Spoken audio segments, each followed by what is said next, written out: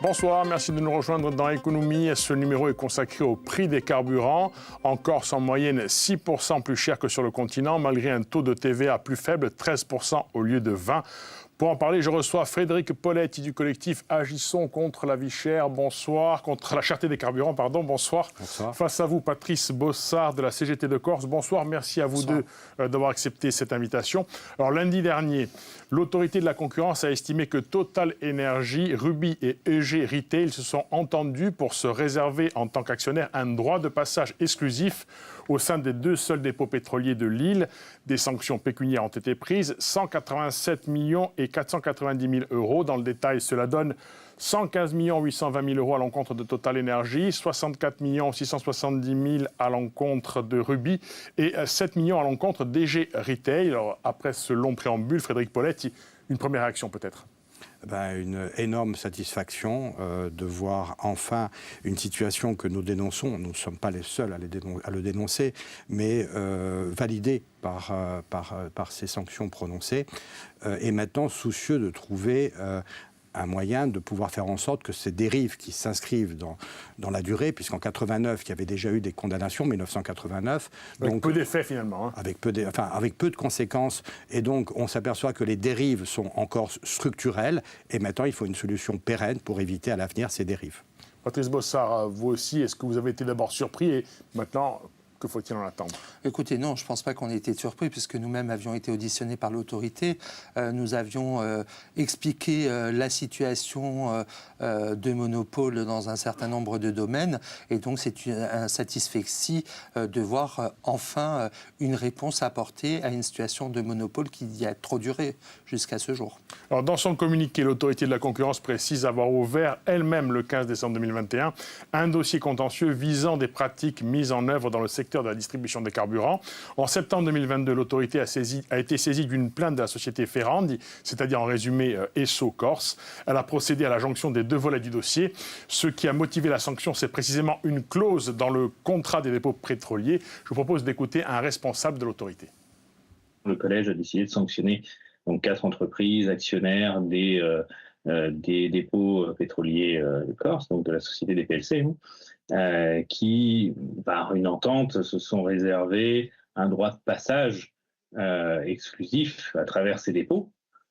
Et forcément, comme ces entreprises sont également présentes à l'aval, elles peuvent imposer des conditions sur le marché aval. Les entreprises non actionnaires qui sont forcément concurrentes de ces entreprises-là se voient imposer des conditions par leurs propres rivaux, donc ou leurs propres rivales en l'occurrence. Donc on n'est pas allé sur le terrain des effets. Les effets potentiels suffisent. C'est le mécanisme lui-même qui nous a intéressés. Et il se trouve que le mécanisme qui nous a intéressés ici, c'est une clause dans un contrat. Donc il y a un accord écrit. C'est sur cette base-là que nous nous sommes prononcés. Alors cette clause, elle a été supprimée en 2023. Nous sommes bientôt en 2026, en tout cas encore en 2025. Pas d'effet sur les prix. Qu'est-ce à dire? Est-ce que c'est utile finalement pour le consommateur? Question que je pose à tous les deux. Alors, pour le consommateur, ce qui est utile, c'est que ce que l'on voudra bien faire politiquement de cette décision. C'est-à-dire que cette décision vient sanctionner des ententes entre 1989 et 2025. L'entente a changé d'habit, mais globalement, on reste sur des rapports d'entente. Donc aujourd'hui, ce qui est important pour le consommateur, c'est qu'on voit qu'on a un secteur dans lequel naturellement les différents acteurs vont s'entendre. Dans 25 ans, ça sera pour d'autres raisons ou sur un autre maillon de la distribution. Donc aujourd'hui, ce qui est important pour le consommateur, c'est ce que l'on voudra bien faire politiquement de cette décision. Pour nous, il y a une solution, on le verra, j'imagine, dans la suite de l'émission, qui est la régulation. Patrice Bossard, vous aviez été entendu, comme Frédéric Poletti d'ailleurs, par l'autorité de la concurrence après la crise des Gilets jaunes. Qu'est-ce que vous leur aviez dit sur cette question des carburants? Écoutez, on avait travaillé sous l'égide de la présidence de l'exécutif à la conférence sociale où nous avions essayé de démontrer, en tout cas on a essayé d'analyser la construction des prix et force est de constater qu'on a été dans l'incapacité de trouver exactement ce qui faisait qu'on avait un carburant beaucoup plus cher qu'ailleurs, malgré, même si on nous a parlé des additifs qui sont incorporés de manière systématique, etc. En même temps, il y a une espèce d'hypocrisie de l'État avec le fait qu'on n'ait pas un biocarburant suffisant qui soit incorporé, qui fait qu'on a une taxe sur les activités polluantes qui est payée alors qu'on a une réfaction de TVA. Donc on voit bien qu'il y a un certain nombre de sujets qui aujourd'hui, dont l'État ne se saisit pas de manière claire pour régler une situation qu'on connaît sur notre territoire et qui n'est pas le seul territoire, parce qu'on parle souvent des îles, mais tout à l'heure, j'évoquais encore la Guyane, par exemple, qui n'est pas une île et qui a un tarif régulé. Oh. On peut évoquer après les portes ouvertes, hein, mais il y a un autre aspect, c'est le bénéfice pour le consommateur. Cette décision, elle acte le fait que le consommateur a subi un préjudice, mais il n'est pas chiffré. En revanche, les automobilistes sont fondés à demander des dommages du fait qu'il y a ce préjudice qui entre dans une décision de justice, en quelque sorte. Qu'est-ce que vous pouvez faire pour demander un chèque carburant? Est-ce que vous allez vous engouffrer dans cette brèche qui est désormais ouverte ou pas? Comme en 1989, les différents acteurs qui ont été sanctionnés font appel. En 1992... Alors, Total fait appel. Ruby n'a pas dit clairement, il dit qu'il réfléchissait. Après, je ne sais pas, dans le communiqué qui a été envoyé à la presse. Ils feront sans doute appel. Et quoi qu'il en soit, lorsque, en 1992, la Cour d'appel avait confirmé les condamnations, on verra pour cette fois, mais pour avoir un dédommagement, il faut que l'on s'inscrive dans une action collective. C'est-à-dire qu'il faudrait qu'on soit en mesure de faire une action collective pour demander, sur la base d'une évaluation du dommage qu'auront subi les consommateurs insulaires, une demande de dédommagement devant la justice. Pour porter, en tout cas nous, notre collectif ne pourra pas porter ce genre d'action collective. Je ne sais pas si la CGT est capable de le faire ou peut le faire. Alors, pour ce qui est de notre cas, nous avons une association de consommateurs qui s'appelle Indecosa CGT et donc, bien entendu, elle va analyser cette situation, mais nous avons aussi besoin d'attendre s'il y a appel ou pas, si la condamnation est définitive et nous verrons de quelle manière nous allons nous en emparer, bien entendu, avec l'aide d'Indecosa nationale. Alors, ce qui a motivé l'intérêt de l'autorité de la concurrence, c'est à la fois, on l'a dit, son autosaisie et la plainte de la société Ferrandi. Ferrandi invitait les représentants de cette société n'ont pas souhaité participer à cette émission. En revanche, leur plainte portait sur un point précis. Le ministre de l'économie, Bruno Le Maire, avait mis en avant les bénéfices engrangés par Total et d'autres durant la période Covid.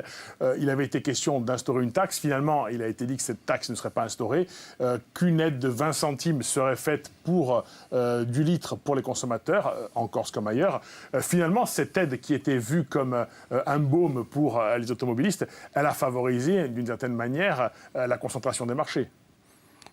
Oui, puisque tous les acteurs n'étaient pas en mesure de pouvoir ou participer à cette aide, notamment le groupe Ferrandi, qui n'a pas été suivi et aidé en la matière par Esso. Et donc, effectivement, on a vu cette mesure qui était destinée aux usagers, devenir une mesure qui a fait augmenter la concentration dans la distribution de carburant, puisque le groupe Ferrandi a eu manifestement du mal à suivre et a perdu un certain nombre de stations-service qui sont allées ou qui ont choisi des contrats. 4 sont partis chez Vito. Voilà, et j'ai cru comprendre qu'aujourd'hui, il n'y avait plus de stations-service Ferrandi en Corse du Sud. Alors, je ne sais pas si, mais il me semble qu'il y a une station Eni qui, en tout cas, n'est pas très éloignée du réseau Ferrandi, mais les détails, on ne les a pas. Un élément sur Ruby, cette société Ruby, elle est récente, elle a été créée en 1990, elle a connu une ascension fulgurante et finalement, elle est devenue quasiment majoritaire dans les dépôts pétroliers. Alors, elle a été créée avant, elle est arrivée en Corse en 1990.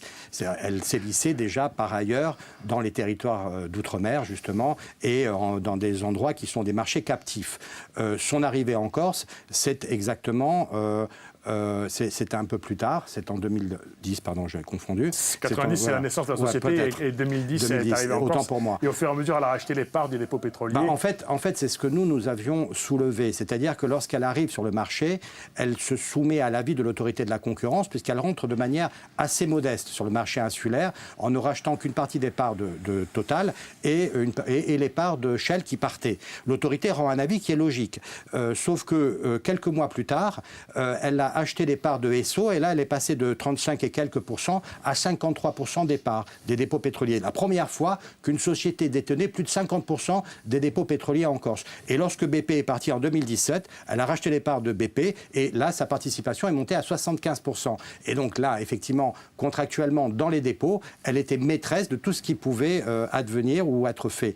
Et donc, nous avions soulevé ce problème, c'est-à-dire que l'autorité de la concurrence n'avait jamais pu se prononcer avec un acteur qui allait prendre une participation aussi importante dans les dépôts pétroliers. Aujourd'hui, sa participation est autour de 70%, je crois. 75. Mais 75, c'est-à-dire 5% à Rubis Énergie, mais les 70% qui appartenaient à Rubis, ou qui appartiennent toujours à Rubis Terminal, sont maintenant sous pavillon américain. Rubis Terminal a été vendu par Rubis à une société, à un fonds d'investissement américain, et donc on peut dire qu'aujourd'hui, les dépôts pétroliers de la Corse sont sous pavillon américain. Alors, nous avons invité la société Rubis, et ils n'ont pas souhaité participer à cette émission.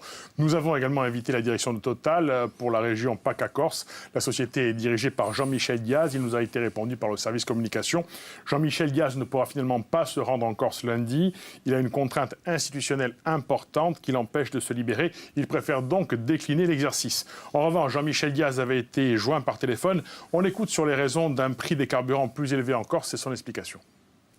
Total Énergie n'est pas responsable des prix des carburants sur l'île. Au contraire, Total Énergie est un acteur qui aide le pouvoir d'achat des citoyens de l'île, et notamment, on peut rappeler que dès 2022, on a abaissé les prix de moins 20 centimes, et dès 2023, on a appliqué un plafonnement à 1,99 € qui est toujours d'actualité. Et puis, le prix des carburants en Corse, il est surtout constitué par la chaîne logistique qui est extrêmement complexe. D'abord, il n'y a pas de raffinerie sur l'île, donc il faut aller raffiner le produit ailleurs, il faut l'importer. Vous avez des dépôts qui ont des petits volumes, et vous avez une logistique derrière qui est extrêmement complexe, parce que vous avez 140 stations qui se situent essentiellement en montagne, et vous devez gérer en plus le différentiel de présence sur l'île entre l'hiver et l'été. Donc vous devez pouvoir absorber les pics, et donc ça veut dire que vous dimensionnez votre système de logistique en fonction de ces pics. Patrice Bossard, quelque part, il y a des causes structurelles, si on écoute Jean-Michel Diaz, qui expliquent ce prix. En tout cas, on voit que Total Énergie est vraisemblablement une entreprise philanthrope, puisqu'ils disent maintenir un certain nombre d'effets dont le consommateur insulaire ne voit pas le bénéfice depuis fort longtemps. Quand on nous parle d'1,99 € plafonné encore jusqu'à ce jour, alors que les tarifs sont bien en deçà, je crois que c'est vraiment se moquer des consommateurs insulaires sur le pic d'activité, sur le maillage territorial, etc. Si on prend d'autres territoires qui ont des complexités, prenons les Hautes-Alpes avec une zone très montagneuse, etc., il y a quand même une forme de tarif qui est moindre que sur notre territoire. Je crois qu'on veut chaque fois dire que sur notre territoire, il n'y a pas de situation exceptionnelle. Oui, nous sommes une île en France métropolitaine, et oui, nous avons des contraintes et des handicaps, et il est important que les pouvoirs publics, une bonne fois pour toutes, disent à ces entreprises, on ne peut plus faire comme vous le voulez, une libre concurrence sur le secteur des carburants, parce qu'aujourd'hui, il y a des salaires qui s'amoindrissent, un pouvoir d'achat qui devient complexe. Le transport est essentiel pour les travailleuses et travailleurs pour se rendre sur leur lieu de travail, et qu'aujourd'hui, le carburant amène une perte de pouvoir d'achat qui est conséquent en Corse, bien plus qu'ailleurs. Il n'en demeure pas moins que l'argument qui est avancé de 140 stations dans toute la Corse, c'est quand même quelque chose. Vous-même, en tant que responsable de la CGT, quand une entreprise est en difficulté et que les salariés vont se retrouver sur la paille, vous allez défendre. Si demain, ça se produisait pour des stations-service, peut-être qu'on vous verra à leur côté. On veut juste un dernier chiffre, ensuite vous répondrez. En moyenne, c'est 1,8 million de litres par an, une station-service corse. Sur le continent, je crois que c'est 4 millions. Il y a quand même l'idée que pour faire des économies d'échelle, il faut être plus grand.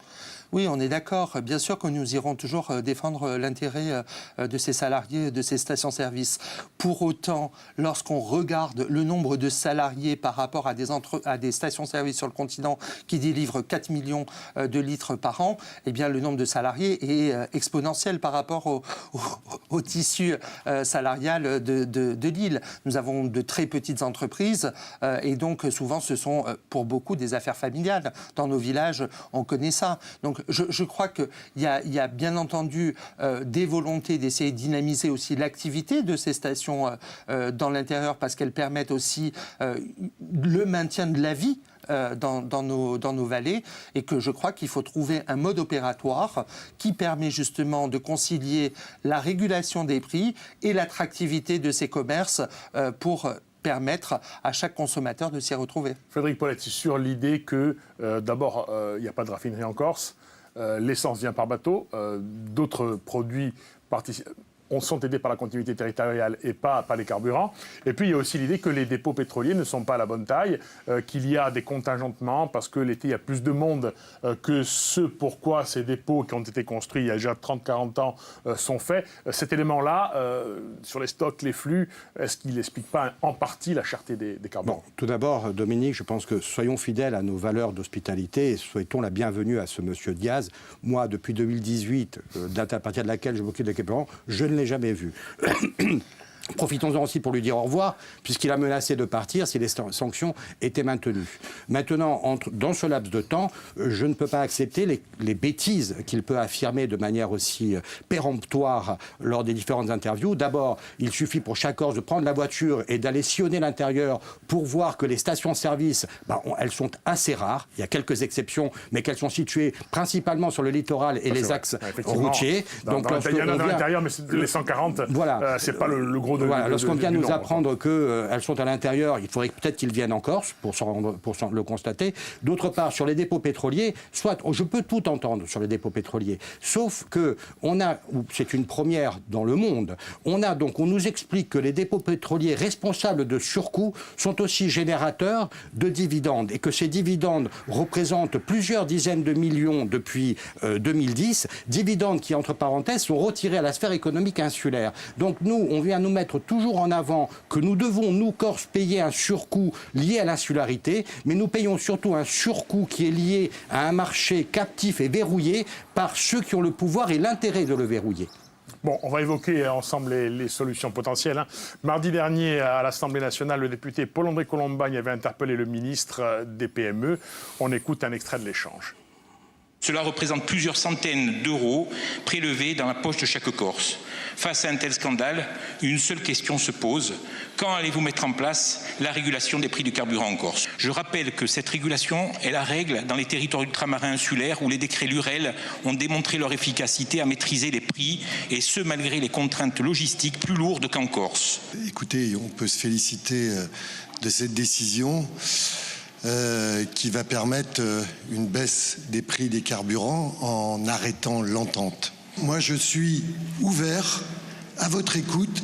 Les services de la DGCCRF sont à votre écoute et attendent vos propositions pour savoir s'il y a des barrières à l'entrée. Alors, faites des propositions, dit le ministre. Alors, le blocage des prix que propose Paul-André Colombagne, clairement, est une proposition, mais il faut croire que ce n'est pas exactement ce qui a été entendu. Comment est-ce que vous interprétez cet échange Alors, soyons précis. Déjà, il demande la régulation des prix, qui n'est pas un blocage. C'est important parce que le blocage, le prix du baril peut augmenter, etc. Et là, on arriverait à une problématique économique. La réponse du ministre Papin, je dirais que l'impréparation confine à la condescendance. C'est-à-dire qu'en gros, il fait une réponse sur un dossier qu'il n'a manifestement pas préparé. Il n'y a qu'une seule solution, c'est effectivement la régulation. Il parle de barrières qui empêcheraient... Je ne sais pas s'il fait allusion aux mêmes barrières, vous vous souvenez, qui ont protégé... Peut-être que dans le dépôt pétrolier, il y avait... les barrières les trois s'étaient mis d'accord pour éviter que d'autres puissent entrer jusqu'en 2023. Je pense que c'est les barrières qui nous ont protégés du nuage de Tchernobyl, en fait. C'est-à-dire qu'en gros, aujourd'hui, en Corse, on a une situation de monopole. Cette situation de monopole, effectivement, effectivement se heurte à un dogme administratif qui veut que la régulation, la formation des prix ne dépendent que du niveau de concurrence. Quand on a une situation de monopole, il y a un article de loi qui prévoit cette situation. Un monopole n'est pas forcément illégal, n'est pas forcément quelque chose de délictueux. C'est une tendance du marché, ça se produit énormément dans les îles. Et lorsqu'on est dans cette situation-là, il y a le L410-2 du Code du commerce qui, vous me l'accorderez, n'est pas un manifeste idéologique, qui prévoit que l'État, en situation de monopole, peut réguler les prix. C'est ce que nous demandons, c'est ce que le député Paul-André Colombagne ne cesse de demander depuis des années. C'est ce pourquoi la CGT s'est également battue depuis de nombreuses années. Donc maintenant, on voit qu'un certain nombre de personnalités, de personnes, d'organismes en Corse demandent cette régulation, qu'on arrête de nous parler de ces fameuses barrières invisibles. Une vidéo a été mise en ligne par l'autorité de la concurrence. Un responsable envisage 2 types de mesures, une réglementation des prix ou une modification de la loi visant à permettre une autre organisation du marché. Où irait votre préférence, Patrice Bossard ?